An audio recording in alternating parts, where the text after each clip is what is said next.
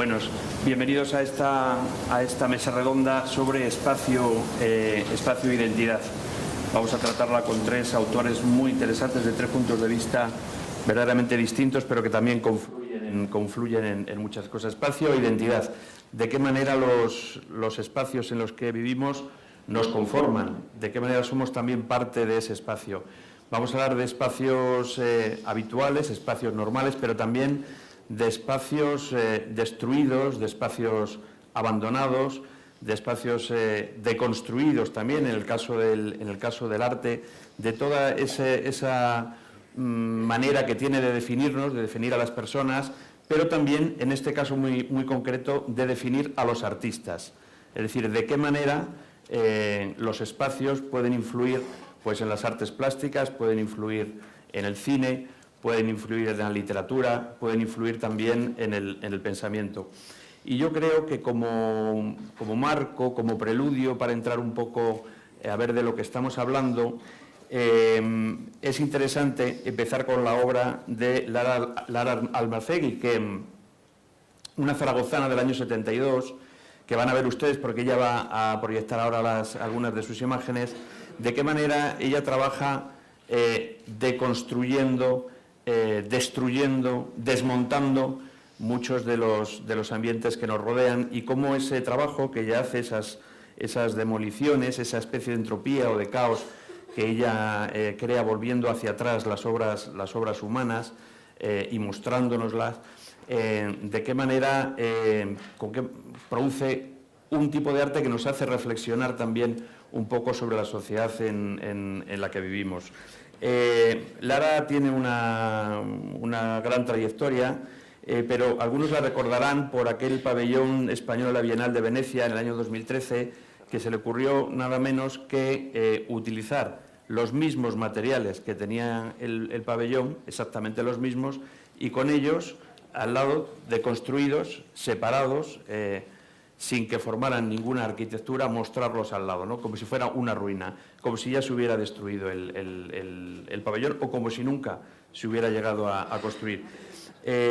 Aparte de esta Bienal, pues ha expuesto en la Bienal de Liverpool, de Sao Paulo, de Sevilla, de Taipei, de Atenas y numerosas exposiciones en los museos. Es una de las artistas, vive en Rotterdam, aunque sea zaragozana, es una de las artistas que tienen una mayor proyección europea e internacional y además una especialista precisamente en los espacios. Si te parece, empezamos un poco contigo y nos muestras. Sí, bueno, a ver cómo... ¿Podemos poner la primera imagen? A ver si funciona. Ah, bien. Sí, ahí va. Bueno, muchas gracias por la invitación. La verdad que me siento muy a gusto hablando sobre espacio en esta mesa redonda. Mi trabajo trata mucho sobre el espacio. Desde que era estudiante me sucede que cuando estoy en una ciudad, en un lugar, camino, miro alrededor y lo que veo me sorprende mucho. Siempre he visto construcciones, arquitectura, construcciones, más construcciones, diseño, más arquitectura, en fin, que vivo completamente rodeada por un espacio completamente controlado y diseñado por arquitectos hasta un punto en el que apenas puedo casi ni respirar.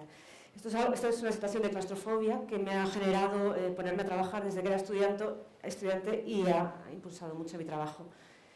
Mi trabajo es en realidad una respuesta a esta claustrofobia y una de las cosas que he hecho ha sido desmontar el espacio en trozos, como estáis viendo en Burgos, para entender de qué está hecho, entender de dónde vienen los materiales que originan un edificio y también qué pasa con ese edificio cuando desaparece. Y otra cosa que he hecho también como respuesta a este exceso de diseño y de arquitectura que me rodea por todas partes, me he dedicado a defender lugares que de alguna forma son alternativas a la arquitectura y la construcción, es decir, lugares que se escapan al diseño, descampados, solares, ruinas urbanas, lugares abandonados, sitios que, porque parece que se han olvidado o han sido olvidados de los constructores y arquitectos, están abiertos a las posibilidades. Y parte de mi trabajo lo que he hecho ha sido defender estos lugares. Bueno, os voy a enseñar algún proyecto así, un poco rápido, un proyecto viejísimo que hice en San Sebastián, en el mercado de Gros. me invitaron a hacer una exposición en este edificio fantástico que iba a ser demolido. Me pareció, bueno, una auténtica pena que lo demolieran y, sobre todo, ¿se puede parar esto? Sí. Tener que hacer una exposición aprovechándome de la demolición, y lo que hice fue no estar en la exposición y en su lugar un proyecto que consistió en renovar el mercado. Quedaba un mes hasta la demolición y me lo pasé en el andamio trabajando en esa restauración completamente imposible porque no quedaba tiempo, ni había dinero, ni había forma posible de parar esa demolición, pero era una forma de decir que estoy en desacuerdo con los procesos especulativos que estaban pasando. Imaginaros, San Sebastián en el año 95, mercado de Gros junto a la playa, bueno, la cantidad de dinero que mueve eso es brutal, y decir que estoy en desacuerdo y que está claro que yo no puedo pararlo, pero al menos decir que las cosas podrían ser de otra forma, ¿no? Generar discusión y también decir algo. Yo era muy joven como artista, decir que no estoy de acuerdo con ese estado de cosas en las que parece que el artista produce en su estudio una producción de objetos que viajan en furgoneta a la sala de exposiciones o al museo y luego se exponen. Esa idea tan pasiva de estar en el espacio solamente rellenando, ¿no? Los arquitectos y constructores nos diseñan el espacio y nosotros lo rellenamos. Pues no, yo no estoy de acuerdo con eso. Yo quiero estar activa en los lugares, cuestionarlos, entenderlos, hacer otra cosa. Bueno, otra forma de estar activa para entender un lugar mejor, en Ámsterdam, un proyecto que consistió en ir a cavar. Cada día en base solar, sin permiso del propietario, y trabajaba, no sé cómo parar esto, y trabajaba en esa excavación como forma de entender más el lugar y como forma de estar involucrada y de cuestionar, saber qué hay debajo. Bueno, había escombros, había agua. No puedo parar las diapos, bueno, si hablo más rápido. Mejor. No sé para esto. Quizás sí que necesite ayuda, para no marearos. Bueno, en fin. Siguiente imagen, unos años más tarde en Madrid conseguí un permiso para llevar un grupo de gente a visitar un túnel en construcción. Para no está. Un túnel de construcción como una forma de más eficaz.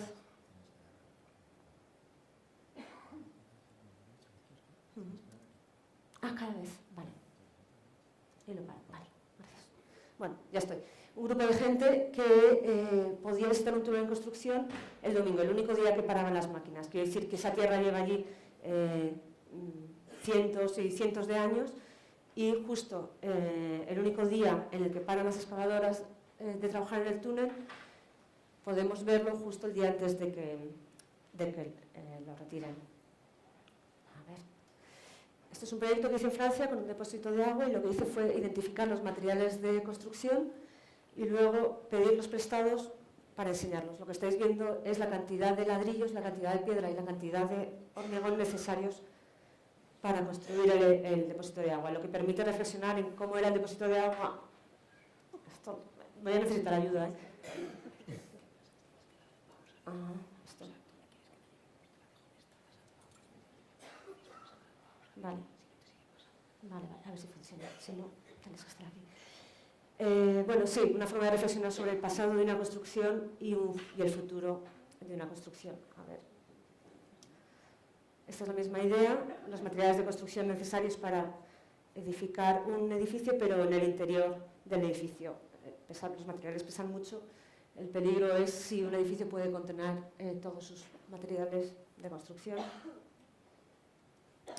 Este es un edificio que iba a ser demolido en Bélgica, en Sant-Truiden, y lo que hice fue organizarme con el demoledor para que me guardara todos los escombros de la demolición y hacer la montaña de escombros. Esta montaña son los escombros de la casa que habéis visto, la casa entera. Otra forma de reflexionar sobre qué pasa con un edificio cuando desaparece y qué pasa con los materiales que se han utilizado. Esta es la misma idea en el interior de una sala de exposiciones, el pabellón español en Venecia, que está lleno de unos 500 metros cúbicos de escombros, equivalentes a la cantidad de materiales necesarios para construirlo. Por una vez en Rotterdam me ofrecieron hacer un proyecto que sería permanente. O sea, realmente me invitaron a hacer algo por primera vez que se quedara para siempre. Era un descampado estupendo en el puerto, junto al agua, de una belleza increíble, y pensé que ya que durante toda mi vida he estado viendo descampados que no hacen más que desaparecer y ser construidos, quizá lo que podía hacer como proyecto permanente era convencer al propietario para que ese descampado no se construyera, no se diseñara, y que quedara para siempre como descampado. Aquí está el proyecto una vez realizado y aquí está un invierno más adelante. Este proyecto en lo que ha consistido es en robar espacio a los diseñadores, literalmente, y si todo el espacio que me rodea está completamente controlado y construido, que haya algo que no puedan construir. Realmente es quitar espacio al diseño, literalmente, ¿no? Y ahora quiero terminar con el último proyecto en el que estoy trabajando, que es lo que estoy haciendo ahora, y me hace ilusión enseñaros, que trata de los derechos minerales. No sé si sabéis lo que son los derechos minerales. Los derechos minerales son la propiedad del subsuelo. Sabéis que en Europa, en España mismo, uno puede comprar un terreno o puede comprar el edificio que hay encima del terreno, pero lo que no se puede adquirir es lo que hay debajo, igual que el cielo. Lo que hay debajo pertenece al Estado, a los gobiernos, en Europa en general. Lo que pasa es que el Estado, que es el propietario del subsuelo, vende los derechos del subsuelo a empresas mineras. De esta forma, lo primero que hice fue enterarme de donde vivo yo, en Holanda, quién es propietario bajo mi ciudad que es Rotterdam. Aquí está Rotterdam, y encontré un plano con todos los derechos mineros, y esto es una concesión que es propiedad de NAM. Aquí se ve, esto es Rotterdam, y NAM les escribí, y ahora mismo es propiedad, ahí se ve el propietario, NAM, es propiedad de Shell. Quiero decir que después de más de una década viviendo en una ciudad me entero que Shell, la empresa, es propietaria de debajo de mi ciudad, de debajo de mi casa, de debajo de todos. Y a partir de eso he empezado un proyecto en lo que hago es adquirir derechos minerales de hierro, igual que Shell. Lo intenté en Alemania y no me dejaron, lo intenté en Aragón y tampoco me dejaron, y al final he conseguido derechos minerales en Noruega. Aquí está el plano oficial del Instituto Geológico con todas las concesiones de minerales activas en Noruega, y si hacemos zoom, ahí está, entre el aeropuerto y Oslo, esta concesión que veis aquí cuadrada, aquí. Estoy aquí. Es un kilómetro cuadrado de superficie, no es muy grande, pero llega hasta el centro de la Tierra, y aquí estoy, Lara, ¿dónde está? Aquí. Es mía. No la he comprado, no es una cuestión de dinero, porque es como un trámite burocrático, es un papeleo, son unos 110 euros al año lo que tengo que pagar por la concesión, que tiene 9 años de duración, lo que quiere decir que este es el lugar, que mientras yo los tenga, nadie más los puede tener, porque los derechos mineros son exclusivos. O sea, si los tengo yo, no los podéis tener vosotros, no los puede tener Carlos, no los puede tener Shell, no los puede tener ArcelorMittal. Tengo el hierro protegido, que como sabéis es un material de construcción fundamental, es un mineral que tarda 300 millones de años en generarse, en concreto este de Noruega, y también tengo protegido pues todo, el bosque, las piedras, todo. Bueno.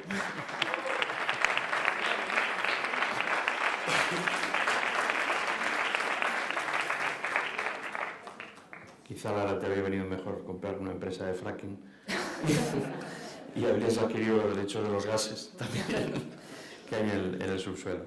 Bueno, nuestro siguiente invitado es Enrique Urbizu, guionista, director bilbaíno del año 62, que desde el año 1987, que hizo su primera película, Tu novia está loca, ha hecho ya 10 películas, pero sobre todo una que está en la cabeza de todos, la de No habrá paz para los malvados, 6 Goyas, entre ellos el guión original, mejor película, mejor director, y lo que tiene un gran mérito, mejor actor, a José Coronado haciendo de malo.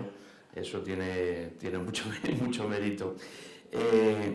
Un gran adaptador también de textos literarios, de Carmen Rico Godoy, de Pérez Reverte, profesor en la Carlos III, profesor también en la Escuela de Cine de la Comunidad de Madrid, y además lo tenemos aquí especialmente por sus espacios, o sea, por la manera en que sus películas, los espacios, determinan no solo la psicología de los personajes, también la trama, también la propia esencia de la película. Los espacios de toda película son muy importantes, son muy determinantes, pero en el caso de Enrique yo diría que es casi el espacio un personaje más, o un personaje muy importante. Eso es lo que me gustaría que nos contaras un poquito.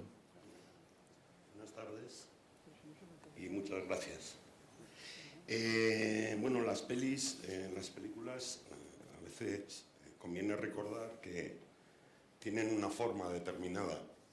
Las películas no son como son por casualidad, ni son como son por una deriva no intencionada, ni... Hombre, hay películas más rutinarias o menos interesantes o más planas, ¿no? Pero digamos que una película ideal tiene que tener forma, lo cual alude también al término de unidad, ¿no? Es decir, una película es un dispositivo, en ocasiones narrativo, organizado, construido y con la información visual y sonora organizada, jerarquizada, compuesta, ¿no? Para hacer ese trabajo partimos del material, llámalo historia, llámalo guión, llámalo sinopsis, personajes, la vida de los humanos, ¿no?, que va a transcurrir delante de nuestra cámara y demás. A mí me gusta llamarlo el material. Y el material pues tiene un latido, tiene un ritmo, debería tener un sentido, tiene una serie de intangibles o de abstractos que el cineasta a lo largo del proceso de producción tiene que ir concretando físicamente. Y ahí tenemos pues los dos grandes bloques de nuestra caja de herramientas, ¿no?, las del espacio y las del tiempo. Entonces, claro, la vida cotidiana de un cineasta, aparte de mirar y fisgar y poner la antena y escuchar y observar, tiene algo que ver con esa relación, con el primer golpe de vista de un espacio, las sensaciones que provocan y demás, porque a la hora de arrancar el proceso de producción de película, uno de los primeros trabajos que hacemos es localizar, que es una palabra estupenda. Y localizar es ir a buscar los sitios, ¿no? Puede haber películas en que el espacio cinematográfico sea totalmente creado, pero normalmente el espacio cinematográfico, que jamás es igual que el espacio real, la película construye un espacio a partir de un espacio real. Entonces, ahí vas concretando y los espacios te pueden ir completando y diseñando la forma definitiva que tiene que tener la película. Esta labor de elección, de scouting, de exclusión es una, y luego ya el cineasta, claro, llegaríamos a qué tratamiento, esto se puede dejar para luego, se le va a dar a ese espacio, qué relación va a tener con los personajes, etcétera, etcétera. La Caja 507 es una película que nace de un espacio. Yo me trasladé a un pueblo limítrofe entre Málaga y Cádiz, en la costa, y pues bueno, algunas noches subíamos a Puerto Banús, Marbella, y alguna noche bajábamos a La Línea, Cádiz. Y el contraste violento, contraste pornográfico, contraste entre Campo de Gibraltar, que es una de las zonas más deprimidas de la península, frontera con el Peñón, delante otro continente, que es África, nada más y nada menos, o sea, 100 años de retraso con respecto a nosotros, por lo menos, ¿no? Otro mundo, cruzas África y es otra cosa, ¿no? Un hervidero, ¿no? Un puerto gigantesco, el de Algeciras y demás. Esa película arranca enunciando ese paisaje con un mapa en una pantalla de televisión, porque la película tiene su fundamento, su origen, y yo diría más, su razón de ser hasta de contenido, de lo que va la película, es sobre eso, sobre la estafa de la tierra, sobre la democracia, sobre la corrupción y sobre la indiferencia, ¿no? Y claro, esa película es un paisaje. Plano contra plano, línea de costa, y el contraplano, línea de costa hacia tierra, construcción grúa. Construcción grúa, cielo abierto, construcción grúa, cielo abierto. Está entera construida en base a ese concepto, ¿no? No habrá paz, es Madrid. Y luego, si hay lugar, me gustaría mucho hablar también del sonido de los espacios. Porque en sonido, en cine es fundamental, no solo lo que dicen los habitantes de los espacios, esa taberna que arranca No habrá paz, que hay una conversación sobre échame un chorrito de anís y tal, esa conversación está oída en un bar como ese, ¿no? Y eso en sonido también, cuando vamos a localizar en el cine, ponemos también la oreja, no solo el ojo, ¿no? Queremos saber cómo suenan los sitios, el ambiente, porque claro, y con esto acabo, ¿no? El cine es una hipnosis colectiva. Teóricamente, y como debe ser bien visto, tú no puedes interrumpir la proyección. Es un tren, dura lo que dura y tú tienes que aguantar. Esto lo hemos desvirtuado en el visionado doméstico, ¿no? Lo tenemos más cómodo. Ese ejercicio de comodidad nos impide apreciar la película también como experiencia, en ocasiones muy exigente. Muy exigente, ¿no? Eso nos devalúa un poco como espectadores. Cuando la experiencia es muy exigente, tanto el sonido como el tratamiento espacial es fundamental para esa hipnosis. Estoy pensando, por ejemplo, en un clásico de esto que es El Resplandor de Kubrick, ¿no? La monotonía, la reiteración en el encuadre, en la composición céntrica y esa especie de prolongación que si la ves en cine y en pantalla grande ya puede ser cuadrada. Realmente la sensación de prolongación del espacio más allá de la pantalla está muy conseguida. Y eso es tiempo también. No consigues nada más ponerte a ver El Resplandor. Tienes que estar viéndola entera y darte cuenta que es que estás mirando un solo punto durante 100 minutos. ¿No? Pero en fin, es fundamental para nosotros. Esta es una herramienta además invisible. Vivimos con eso sin ser conscientes de que la estamos usando todos los días, ¿no? Haremos luego una reflexión también sobre el espacio-tiempo, aunque Lara dice que no es su tema, pero el espacio y el tiempo, la manera que condicionan el uno al otro. Pero las fotos que ya hemos visto tuyas están llenas de tiempo. Por supuesto. Sí.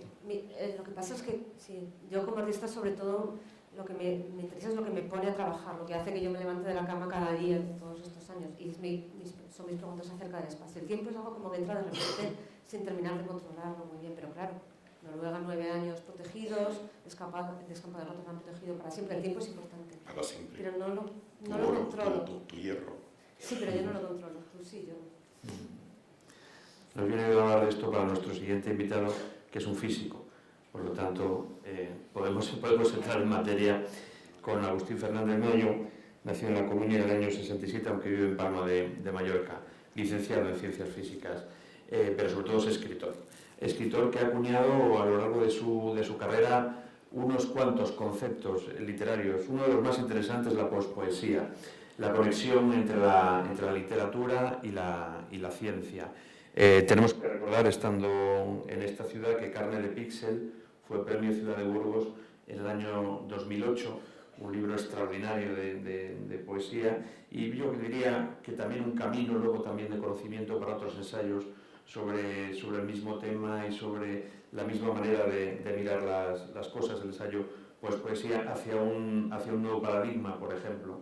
Pero sobre todo tenemos a Agustín con nosotros aquí como lo que creo que es su fuerte también, que es la novela, como un grandísimo novelista. Habrán ustedes oído hablar de la generación Nocilla, sobre la que pasaremos un poco por encima, esa trilogía de la generación Nocilla, que sirvió para hablar de un momento y de un grupo de personas determinadas, pero toda su obra y todo su trabajo yo diría que no podría entenderse desde un solo punto de vista. Quizá lo más interesante de él y de su trabajo es esa manera de mirar las cosas, ya hemos dicho desde la poesía, hemos dicho desde la novela, hemos dicho desde la física, grandísimo interés también por el cine, gran interés por la propia escritura. Yo creo que una de las cosas más interesantes que ha hecho él es esa reescritura del maestro Borges, esa manera de acercarse a la propia creación del lenguaje y de la gran literatura que suponía Borges, pero también al arte y a los propios conceptos y a la propia filosofía. ¿Qué lugar ocupa un poco el espacio en tu obra? Bueno, pues antes de nada, gracias por la invitación y gracias a los presentes, ¿no? Bueno, es que a ellos han tocado muchos asuntos que tocan de lleno mi literatura o mi literatura en general, ahí me incluyo mis novelas, mis ensayos o mis poemarios, ¿no? Bueno, yo parto un poco de la base de que no creo que exista el espacio tal como yo lo entiendo es un concepto abstracto que puede tomar una dimensión físico-matemática si queremos, o puede tomar una dimensión platónica en filosofía, pero no creo que exista un espacio como tal. Lo que existe son, como ya han dicho tantos pensadores y como está tan estudiado por otra parte, no descubro nada, existen lugares, que es cuando el espacio está habitado y cuando el espacio está no solo habitado, sino está tocado de algún modo por la mano humana. También hay que decir que soy de los que creo que no existe ningún lugar natural en el planeta Tierra, ¿no? porque todo está condicionado por la mano humana o la mirada humana. Es decir, cuando alguien va al Polo Norte o al lugar más recóndito y el mero gesto de hacer una foto a ese lugar, por supuesto pisarlo, ya humaniza ese lugar. Por lo tanto, ya es un filtro cultural y por lo tanto ya no podemos hablar de un espacio, digamos, natural. Hago este paréntesis porque creo que es interesante. Por lo menos mi opinión es que la naturaleza no existe. Y esto a lo mejor habría que explicarlo a veces, ¿no? Que existe la dimensión, digamos, artística o lúdica, que es el paisaje, y existe la dimensión factual y energética, que es la agricultura, ¿no? O la propia ciudad, pero la naturaleza como tal, o el espacio como tal, es un concepto casi diría romántico, ¿no? No sabemos en dónde está. Quiero decir que todo lo que está tocado por la mano del humano ya está civilizado. Bien, y esto me lleva a hablar de los espacios que a mí más me interesan, que son los espacios humanizados, y que esto tiene que ver mucho con el trabajo de Lara y con asuntos que ha dicho ahora Enrique, que son los espacios, lo que yo podría llamar en un sentido genérico, espacios basura. Y lo explico. Entiendo por basura, sea basura cultural o simbólica, perdón, física o simbólica, esos lugares o esas zonas que ya no interesan a nadie y que una civilización ha despreciado. Ha despreciado pues por el simple hecho de que no le interesa. Entonces es la manera en la cual yo, como escritor, puedo redefinir, darle otra semántica a esa basura, eso que nadie quería. De hecho, si tú analizas mi obra, toda mi obra no es más que, se podría basar en una frase muy sencilla que es, si me preguntas, ¿cuál es tu método de escritura? Mi método de escritura es, todo lo que los demás no quieren, tú dámelo, que yo lo quiero. Bueno, tiene que ver con lo que comentabas antes. El proyecto Nocilla es un proyecto que nace como proyecto Nocilla, que no viene de la nocilla exactamente de untar, sino que viene de una canción punk de Siniestro Total llamada Nocilla que merendilla, que a su vez es ya un residuo en sí mismo, y yo lo reconvierto en otro residuo para hacer mi obra. Que en realidad, aunque con otros propósitos, es lo que hace Lara cuando coge esos espacios y trabaja con lo que el resto del mundo no quiere. Vamos a decirlo así, le da otra semántica. Bueno, pues yo en literatura a lo que me dedico fundamentalmente es a eso. Soy un fanático de la basura, me fascina, y vuelvo a un sentido amplio. Por ejemplo, ¿a qué puedo llamar basura? Pues, por ejemplo, yo creo que Goya no utiliza de Velázquez la excelencia. Goya utiliza lo que había de basura en Velázquez. ¿Y a qué llamo basura ahí? Pues lo que no se entendió en su momento de Velázquez y por lo tanto la Academia despreció. En el momento en que la desprecio, es una especie de spam, de residuo, que queda ahí aparcado, alguien va y dice, no, oiga, que esto es muy interesante, yo lo voy a reciclar de alguna manera para hacer mi obra. Pues son ese tipo de espacios, ya sean físicos o simbólicos, los que me interesan. Ahora yo he estado hablando de espacios simbólicos y bueno, y con esto acabo por no extenderme. Pero, por ejemplo, como espacios físicos, materiales, pues ahora me he acordado porque antes lo comentaba con ellos en la comida, pues una vez se me dio por ir en el año 2013, ir a Turín, a la ciudad de Turín, a hacer una caminata que son 200 metros, en el momento en que Nietzsche sale de su casa, llega a un lugar, ve que un cochero está maltratando a su caballo, se abraza al caballo y dice, madre, soy tonto, vuelve a su casa y enmudece hasta que muere, hasta el año 1900. Esto es real, ¿no? Entonces dije, pues voy a ir a Turín a hacer esa caminata y a ver qué pasa, al azar, a ver ese espacio físico, ¿qué me dice? Bueno, pues fui y con una cámara subjetiva, fueron los 200 metros y me encuentro algo que fue muy revelador, una especie de epifanía, ¿no? Que era un folleto que ponía esta noche hay un concierto de thrash metal, una noche de pura violencia. Y bueno, pues yo con eso construí, con ese flyer que me encontré, porque claro, yo creo que ahí está nuestra mirada, la mirada de los creadores es donde aquello en lo que nadie se fija, de repente tú reciclarlo en tu beneficio. Bueno, pues eso es un espacio físico que a mí me sirvió para escribir ese relato, que luego publiqué en algún sitio. Y bueno, por terminar, son ese tipo de espacios que yo llamo espacios basura en un sentido amplio, los que me han interesado en toda mi narrativa, y luego podemos seguir hablando de más asuntos, pero también hay cosas de ambas obras de ellos que me han interesado que a lo mejor luego me gustaría comentar. Me ha recordado, cuando has dicho lo de la naturaleza, la frase de Freud, su definición de cultura, que la definición de cultura de Freud es la lucha permanente del hombre contra la naturaleza. Esa es su definición, contra, ¿no? Entonces, bueno, hablando de la naturaleza, que es un espacio también, ¿no? Y de esos otros espacios fundamentalmente urbanos, que son los que vosotros tratáis en vuestro trabajo, y más concretamente, tanto Lara como Agustín, esos espacios urbanos, llamémoslo por ser benévolos, degradados o degradantes incluso. Y esa denuncia que hacéis a través de la especulación, de los excesos de la sociedad de consumo. Yo no es la diferencia entre su obra y la mía. Bastante. Y eso me gustaría especificarlo desde ya. Pues cuéntalo. No, me gustaría hacer esa puntualización ya, pues no puede llevarlo a engaño. Cuéntalo, adelante. No, solamente quería Quiero diferenciar. Que quiere decir que mi forma de actuar no es una forma en este sentido de denunciar una serie de cuestiones ulteriores de especulación.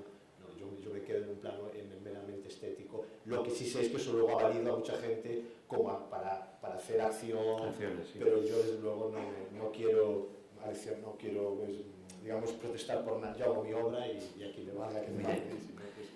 Sí, pero bueno, que es muy loable, pero es muy interesante, pero son dos formas de tratar espacios similares con dos objetivos o dos puntos de vista diferentes, ¿no? Que tienen Si os quería preguntar para vosotros, ¿cuáles podrían ser, en el sentido contrario, espacios conformadores? O sea, espacios... Estamos viendo espacios que nos inquietan, en tu caso detritus, por ejemplo, ¿no? restos de espacio. ¿Cuáles podrían ser los espacios conformadores? Yo en el cine sí lo veo más claramente, ¿no? Como lo definen, pero que en vuestro caso, ¿cuáles son los espacios que son más positivos? ¿Más positivos? Sí, más positivos. No un espacio ideal, te diría, pero un espacio que te construye, no que te llama la atención sobre la que te destruye, ¿no? Espacios positivos. Es que a mí los descampados realmente me gustan mucho. O sea, no hablo de ellos para criticar qué pena que aquí no se ha construido, que aquí ha fallado el sistema de urbanismo. No, al contrario, es cuando falla el sistema de urbanismo que yo puedo ser libre. O sea, a mí lo que me sabe mal es estar en una ciudad y que unos tíos, porque al final son unos tíos, que me digan, aquí tienes que andar, aquí comes, aquí están los bares, aquí te puedes drogar. Bueno, empecé a trabajar en Ámsterdam, ¿no? Se supone que hay mucha libertad, pero todo está controlado. Esa idea de que todo corresponde con una función, esa parte de obligación en la arquitectura y en el diseño es la que realmente a mí me causa problemas. O sea, en mis problemas con el diseño no hay buen diseño. Si hay diseño, ya hay un problema. O sea, cuando me dicen lo que tengo que hacer, a mí ya me molesta. Entonces, por eso, para mí los descampados están muy bien, porque es un lugar en el que no me están diciendo lo que tengo que hacer. O sea, puedo estar tranquila, puedo hacer un picnic. Voy mucho a los descampados y me suelo encontrar todo tipo de usos que de alguna forma no encajan en el resto de la ciudad. Pues eso, picnics, volar cometas, dar de comer a los gatos y criarlos, como todo lo que no termina de encajar. Parecido a un parque público, pero más apropiado, ¿no? Por el usuario. Y eso es lo que me gusta, que la gente haga lo que le dé la gana, que le dejen en paz. A mí me gusta que me dejen en paz y que dejen en paz a la gente. Estoy harta de arquitectos.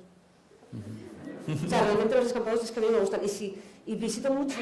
Y si uno realmente me interesa menos, no trabajo con él. Los que trabajo y defiendo en mis guías es que realmente a mí me gustan mucho. ¿Te gustan? ¿Y vosotros?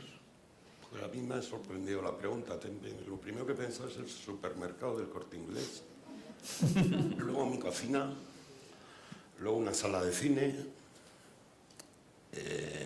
Las librerías, las papelerías. Son espacios que, sí que he entendido la pregunta, a priori me resultan... Te construyen de alguna manera. Difíciles de evitar.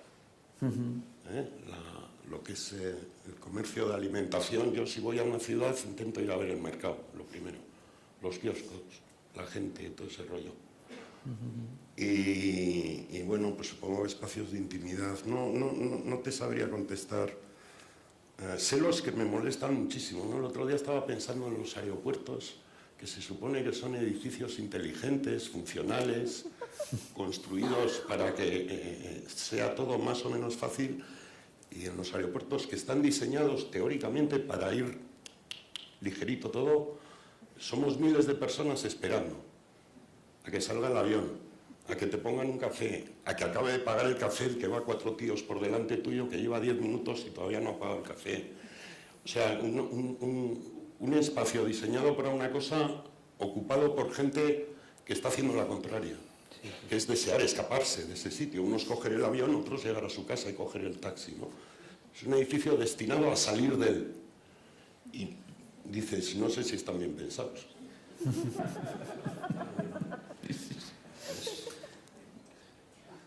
Es un espacio demoledor del aeropuerto. Bueno, no, a mí lo que más me interesa son los espacios, como diríamos, monstruosos, aquello que no se atiene a ninguna definición. En este sentido soy muy fan de los descampados, cuando los descampados aparecen cosas que no pertenecen ni a la supuesta naturaleza ni al supuesto mundo civilizado. En lo descampado me encuentro monstruosidades en el sentido estricto del término, es decir, monstruoso es aquello que no está en su propia naturaleza, es lo único que es, no es una persona o un monstruo, no es un Frankenstein. Bueno, un Frankenstein es eso, ¿no? Algo que no está en su propia naturaleza, ni es humano, ni es... Y me interesa muchísimo ese tipo de espacios, son unos espacios que me sublima, y toda la literatura está llena de desiertos, de descampados, de, yo qué sé, de granjas de cerdos que se me ocurre hacerlas en vertical como en edificios, entonces las ordeno, aquí comen, aquí los detritus, arriba están, no sé qué, todo así como si fuera un palacio de granja de cerdos. Estas jerarquizado, sí, absolutamente, ¿no? Y al final hay un tío que es el que controla todo en medio de la estepa de Armenia, ¿no? Sí, porque esas monstruosidades es lo que me parece excitante. De hecho, durante mucho tiempo, cuando vivía cerca de una playa, aunque yo no vivo muy cerca de la playa, pero nunca me baño, no me gusta nada, ¿no? Pero a veces en invierno iba y había algo que me fascinaba, que eran los objetos que hemos tirado al mar y el mar ahora devuelve, pero objetos de consumo. Yo soy un gran fan de la sociedad de consumo porque me provoca todo este tipo de reflexiones, ¿no? Y veías cómo los tapones de las botellas, los muñequitos del niño que estaba en la playa y se le fue el muñeco y al cabo de un año vuelve, ya no eran muñecos, ya no eran tapones de botella, pero tampoco eran cantos rodados, era una pieza híbrida preciosa, porque era eminentemente, era monstruosa, no sabías qué era, ¿no? Entonces esto, por ejemplo, es algo que me fascina.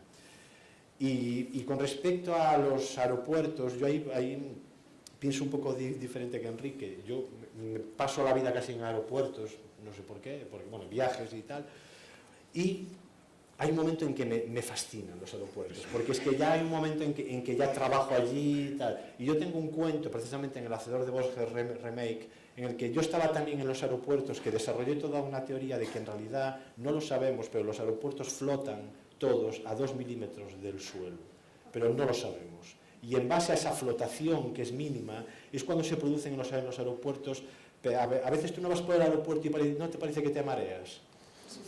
Depende de lo que me haya metido. No, es que flotan, no, es que flotan, los aeropuertos flotan, y son espacios automantenidos, son el culmen del posmodernismo más brutal, y hay un momento en que ya me he abandonado a ellos, como decir, bueno, si esto es lo que hay, voy a disfrutar de los aeropuertos, ¿no? Es lo mejor que puedes hacer. O por ejemplo, una vez en Barajas, la antigua, la T2, como había que estar no sé cuánto tiempo, esto es un proyecto muy chulo, me dediqué a, sabéis que es muy grande, porque es T1, T2, T3, tenía que estar 8 horas a cartografiar qué baldosas estaban sueltas, ¿no? Porque es un desastre, vas a ver, ¡plac! Y dije, joder, qué chulo, pues hice un mapa y todo allí, tal. Bueno, es que recuerda mucho, entonces ahora tú empiezas a pensar, ¿qué hay debajo de esas baldosas? Porque el relato empieza ahí. Tú cartografías y dices, ¿sí, qué hay debajo de ahí? Y si levanto esa baldosa y me encuentro una moneda del siglo II romana, o me encuentro mi cara, o me encuentro, ¿sabe? O lo que sea, ese tipo de historias que generan los espacios otra vez basura, espacio roto, espacio en el que nadie se va a fijar, son algo que me parece muy excitante, ¿no? Hay hoteles que también puedes mirar a ver qué... Bueno, en los Los hoteles son otro pedazo de espacio, claro. Hombre, cuando Dice, coges en a ver qué encuentras debajo de la baldosa. A mí me pasó un día en Los Ángeles, en un hotel en Venice Beach, un hotel que se llama el Cadillac, bajando, apreté el botón, en vez de apretar al bajo me confundí, apreté al sótano. Y era por la noche y se abrieron las puertas y lo que vi ahí o sea, no quisiera haberlo visto jamás. O sea, era el mal. O sea, eso era para una peli de David Lynch. O sea, ahí estaba David Lynch, luego entendí por qué me gustaba tanto David Lynch. Es que lo que había ahí era un espacio semioscuro, lleno de bombillas que no sabías para qué valían, maniquís, era como un atrecho. O sea, que cuidado con los hoteles, ¿no? Sí, los hoteles, cuida bien. Antes de que pasemos al público que nos pregunte, como hemos abierto un poquito antes la reflexión de qué manera esos espacios nos producen un tiempo diferente, pues parece ser que a lo mejor en el cine es fundamental que un espacio sea largo o corto para que la acción se desarrolle de un momento, de una forma o de otra, pero también encontrar ese descampado donde puedes tener esa libertad también de tiempo fuera del tiempo, ¿no? También es interesante esa reflexión de espacio-tiempo, y luego nos lo cuenta desde el punto de vista físico, que tiene que ver lo uno con lo otro. Bueno, eso es otra historia. Que ya para meterse en otro jardín. Otro jaleo. ¿Cómo jugáis vosotros con el tiempo? ¿Cómo influye ese...? Sí, bueno, yo os decía un poco antes, yo con el tiempo soy un desastre. O sea, es algo que... O sea, yo muy intencionalmente decidí no trabajar en un estudio, a pesar de ser un artista, irme a trabajar al lugar en el que quiero hacer algo. En ese sentido está muy bien lo que ha señalado Agustín, no se trata tanto de hablar de espacios, sino de lugares, y lugares muy específicos. O sea, realmente decir que hay aquí debajo de este auditorio, ¿no? de suelos de este sitio donde estamos ahora mismo, de que está hecha esta pared, así, me gusta relacionarme así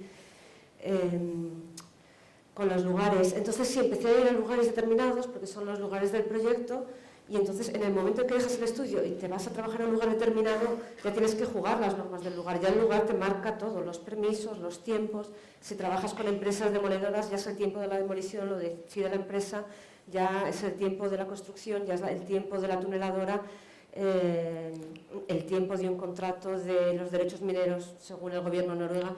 O sea que el tiempo para mí es algo como que me llega impuesto desde el tema del proyecto y no lo controlo para nada.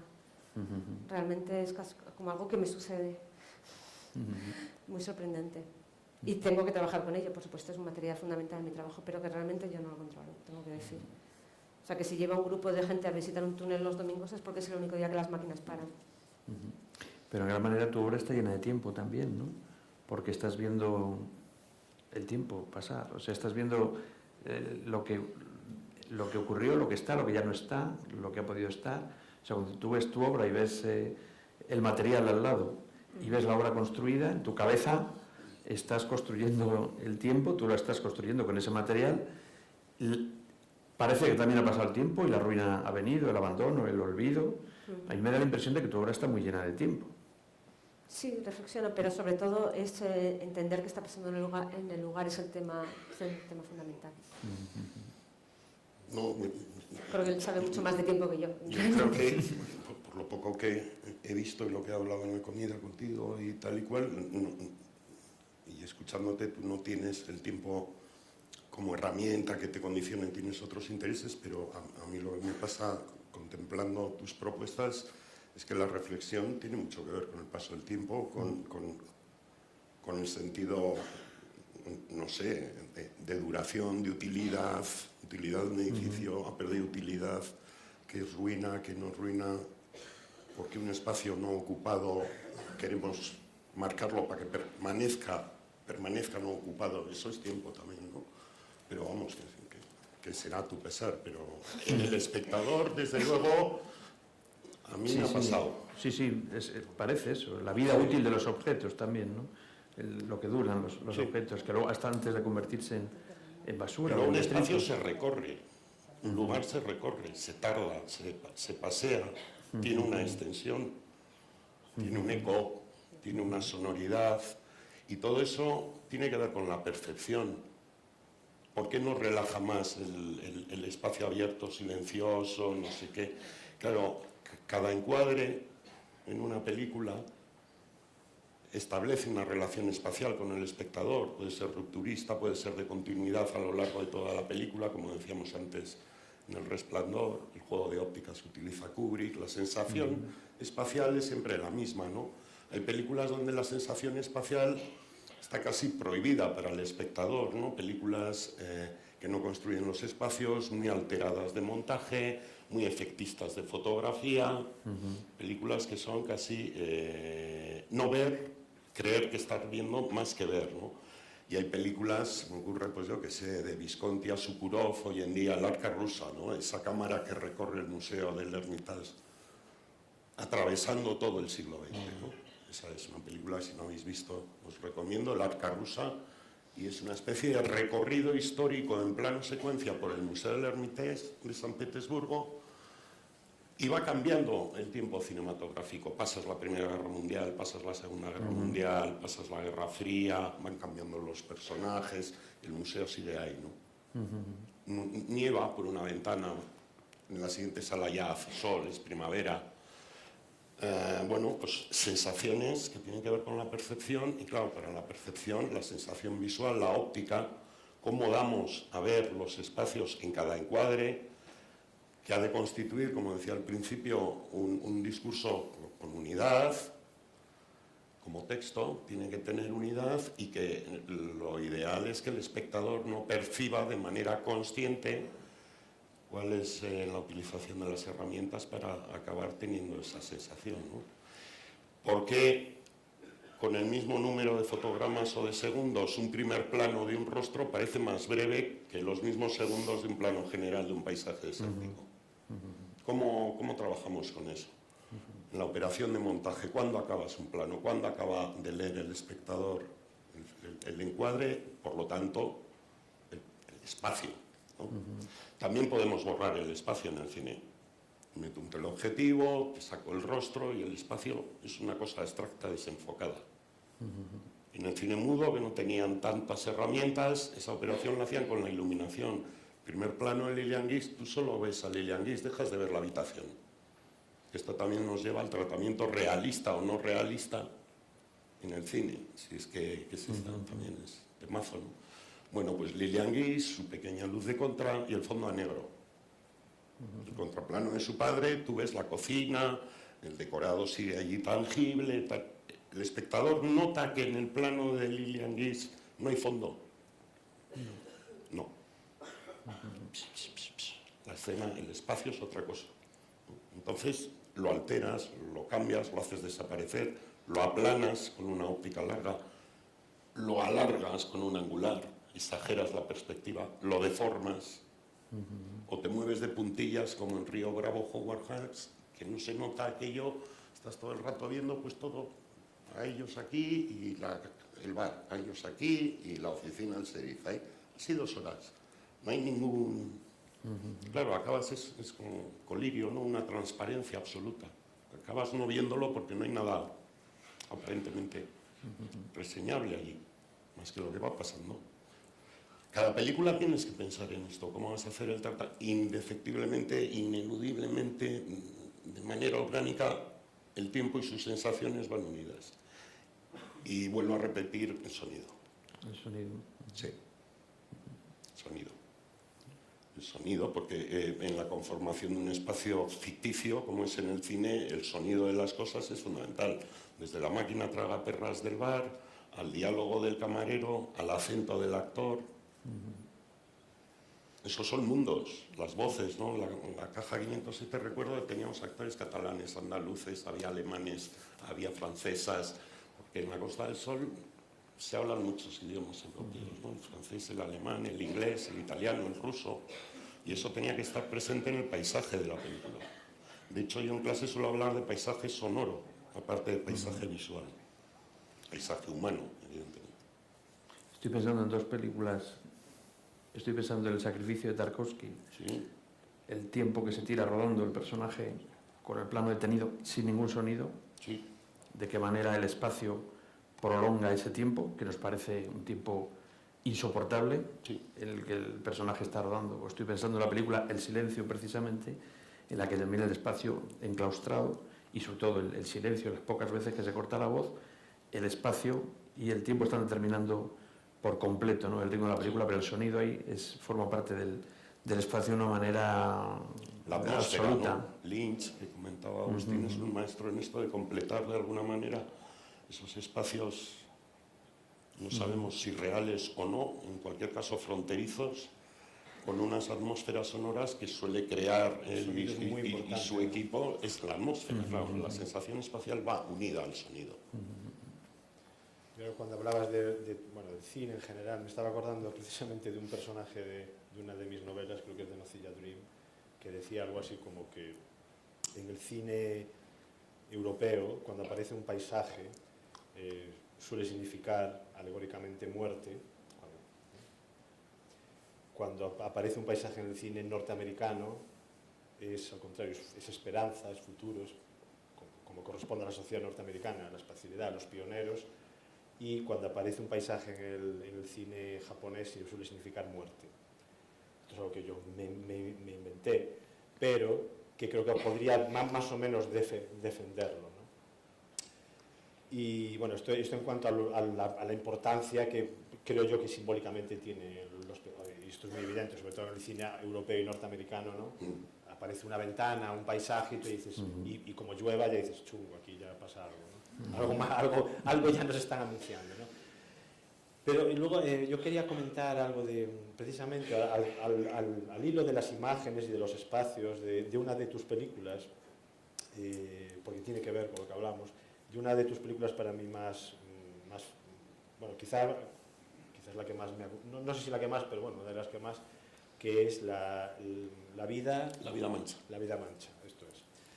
Que es muy interesante cómo la película empieza con un plano, si no recuerdo mal, tú me corregirás, claro, si no lo digo bien, empieza con un plano subjetivo de alguien que va en un avión y se ve el ala del avión, como tantas veces que hemos viajado en avión, al lado del ala y vemos el ala, ¿no? Bien, está bien, alguien que llega a una ciudad. Y la última imagen es esa misma persona en el avión, pero vista desde el ala. Contraplano. El contraplano, lo que técnicamente llamáis contraplano. Es decir, como si en el ala hubiera una cámara y se ve la ventanilla del avión, hay lluvia y José Coronado pues allí apoyado mirando por la ventana. Claro, esta última imagen es una imagen que a mí me trastornó muchísimo porque es una imagen imposible y es de lo que quería hablar. O sea, es una imagen que nadie puede ver jamás, ni nadie podrá ver jamás. Nadie puede ir montado en un ala allí agarrado, ¿no? No, claro, pero eso remite, en el fondo, remite a la idea del panóptico, del Dios que lo ve todo, ¿no? Porque claro, ¿quién puede ver eso? Dios, en caso de existir, solo. Y un director de cine. Pero entonces, claro, crea un efecto muy raro porque como en el cine lo que se pretende, entre otras cosas, es crear un efecto de realidad, la ilusión de realidad. Claro, es algo que te deja así un poco, que yo me quedé pensando, bueno, pero ¿quién ve esto? ¿Qué pasada? Porque era una imagen que yo pocas veces había visto en el cine, precisamente esa. He visto bastante cine, pero pocas veces la había visto. Y que, sin embargo, es una reflexión que he hecho ya otras veces, por ejemplo, en 2001, Odisea en el espacio, cuando tú ves esa nave que está flotando y hay un momento en que piensas, pero ¿quién lo está viendo? O sea, una cámara, ¿por qué una cámara puede estar ahí?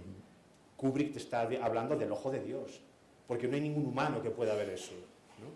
Entonces, esta es una forma de trabajar la espacialidad como si fueras Dios, ¿no? Como si fueras, Dios, o el panóptico, porque yo creo que esa imagen, ni Google Earth, que está empeñado en hacer una fotocopia del planeta Tierra y un espejo del planeta Tierra, puede llegar a ver a José Coronado desde fuera, ¿no? en el avión. Y es muy interesante esa imagen por esto. Pues mira, te cuento un como chiste. espacio. Se muere un director de cine y va al cielo y le recibe San Pedro y le dice, ¿dónde va usted? Y dice, yo aquí, que he sido muy bueno y tal. Y dice, no, aquí directores de cine no entran. Y entonces ve por detrás de San Pedro a Kubrick dándose un paseo en bicicleta. Y le dice, pero ¿cómo que no entran directores de cine? Si aquel es Kubrick. Y hace así San Pedro, dice, no, ese es Dios, que le ha dado por creerse que es Kubrick. No, es curioso, a ver, varias cosas. Bueno, tampoco es que quise hacer un monográfico, pero sí que Dios, sí que no, es pero muy tenemos- interesante esto, ¿no? sí, pero- ¿Cómo trabajáis el espacio ahí? A ver, ¿no? eso sería un ángulo de toma imposible, como la cámara dentro de una chimenea o la cámara en la espalda de un personaje que está apoyado en una pared. Lo veis muchísimas más veces de lo que creéis sin daros cuenta. Claro, Los claro. espectadores, lo vemos, perdón, lo vemos siempre. Muchas veces y dices, ah, mira, coño, han quitado una pared para poner la cámara. La pregunta es, ¿por qué nos parece imposible? ¿Quién es?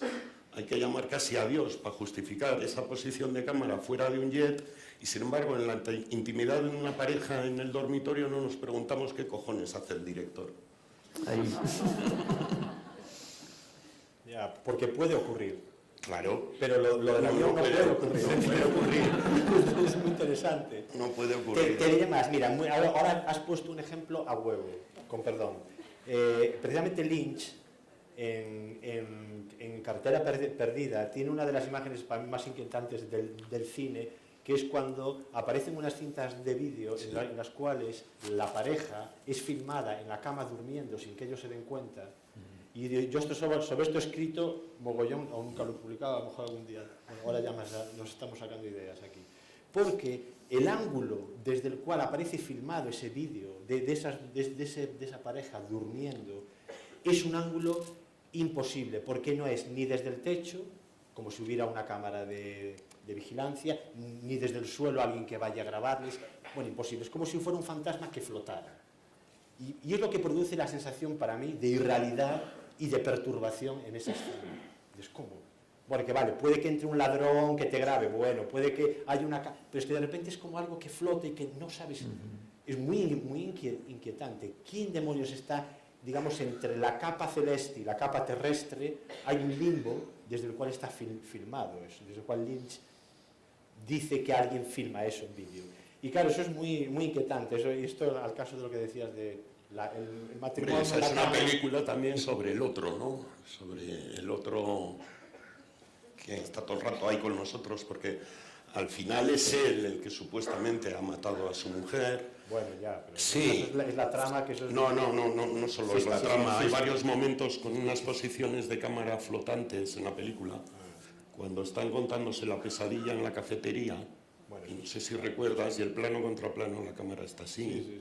Es decir, lo flotante no es solo en ese momento, ¿no? Pero bueno, eso es la ambigüedad de Lynch, es magistral con todo eso, ¿no? Es un final el que sales haciéndote preguntas, no resolviendo enigmas, ¿no? Claro.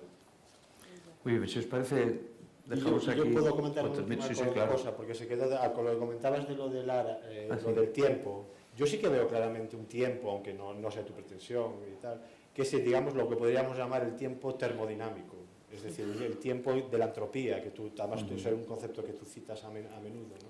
O sea, es decir, el tiempo, no el tiempo del cronómetro, no del crono, vamos a decir así, sino el tiempo de la degradación, entre comillas, porque es la gran paradoja de la entropía, que aún habría que resolverla, cómo a través de la degradación aparece el orden, que es lo que hace, a mi entender, una de las operaciones muy inteligentes que hace Lara, como a través del caos, de ese caos, que es un tiempo termodinámico, parece que de degradación, se genera el orden. ¿Y cuál es el orden? El orden de la obra, evidentemente. Por algo esa obra se expone, por algo esa obra es objeto de crítica y objeto de reflexión, ¿no? Entonces yo creo que sí que hay un tiempo, pero bueno, es un tiempo, el tiempo vivo, orgánico, el tiempo termodinámico, ¿no? Pero bueno, esto es un mero apunte. Bueno, la entropía es otra mesa redonda fascinante. Pero... Efectivamente, otro tema. Quizás sí que quería comentar yo rapidísimo, por decir algo que claramente tenemos en común los tres, el tiempo no lo sé, pero quizá hablabas tú de Fitzgerald, tú decías viniendo hacia aquí que eres un espía. Es que el escritor es un espía, yo creo. Sí, En todos general. los escritores, no solo tú, Sí, vale. yo creo que sí. Y sí, respecto a las preguntas que decías antes de cuál es la posición del artista respecto al espacio, pues es preguntar, sobre todo no se trata de resolver cosas, ¿no? ni de solucionar cosas como los arquitectos, sino de preguntar. Creo que en eso está clarísimo que estamos tan de acuerdo que casi nos olvidamos comentarlo.